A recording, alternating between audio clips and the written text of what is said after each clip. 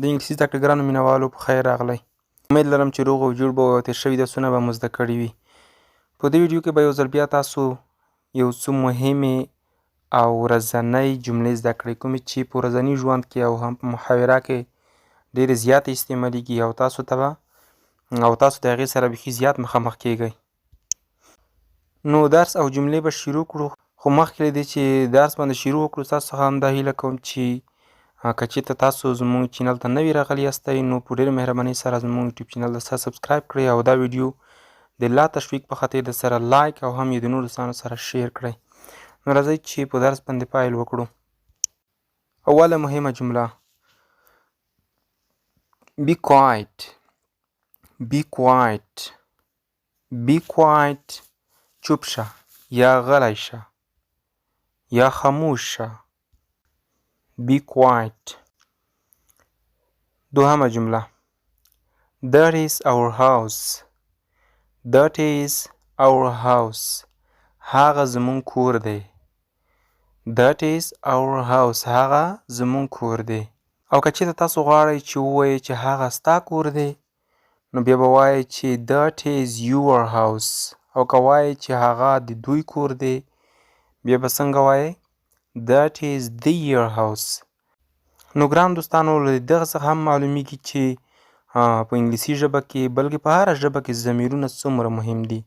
ضمیرونه بالکل د یوې ژبې لپاره ډېر مهم دي او بیا خاصتا د انګلیسي لپاره چې باید تاسو زده کړئ. نو د دې لپاره ما مخکې هم دا یادونه کړې ده چې د ضمیرونو یوه مستقله او خاصه ویډیو ما تاسو ته په خپل چینل باندې اچولې ده. تاسو کولی شئ هغه ویډیو درسره وګورئ.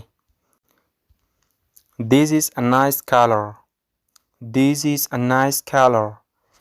دغه یو ښه او یا ښکلی رنګ دی. This is a nice color. یو رنګ تاسو ته خوند درکړي نو ته غواړې چې د هغې صفت وکړې. This is a nice color. دغه یو ښه او یا ښایسته رنګ دی. That is so cheap. That is so cheap. هغه ډېر ارزانه دی. That is so cheap. هغه ډېر ارزانه دی. ما مخکې هم یادونه درته کړې وه چې کوم وخت کې چې سو له صفت څخه مخکې راشي بیا د ډېر معنا ورکوي. لکه دلته چې موږ په دې مثال او په دې جمله کې وویل That is so cheap. هغه ډېر ارزانه دی.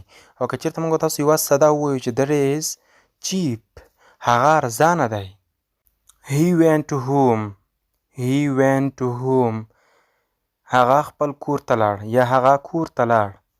He went to home. هغه کور ته لاړ. ګران دوستانو went چې دی دغه د ګو دوهم حالت دی کوم چې په سمپل پاست ټینس کې استعمالیږي یعنې په تېره زمانه کې. He went to school. He went to home. هغه کور ته لاړ. هغه ښوونځي ته لاړ او داسې نور.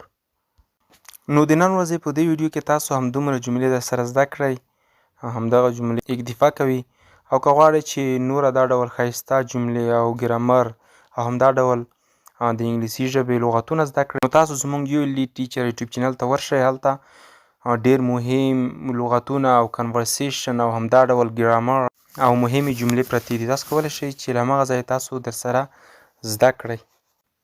نو دا ویډیو په همدغه ځای باندې بس کوم. بیا هم تاسو څخه دا یادونه کوم چې که مو ویډیو خوښه شوې نو ویډیو درسره لایک او هم د نورو دوستانو سره شیر کړئ او هم یوټیوب چینل درسره سبسکرایب کړئ.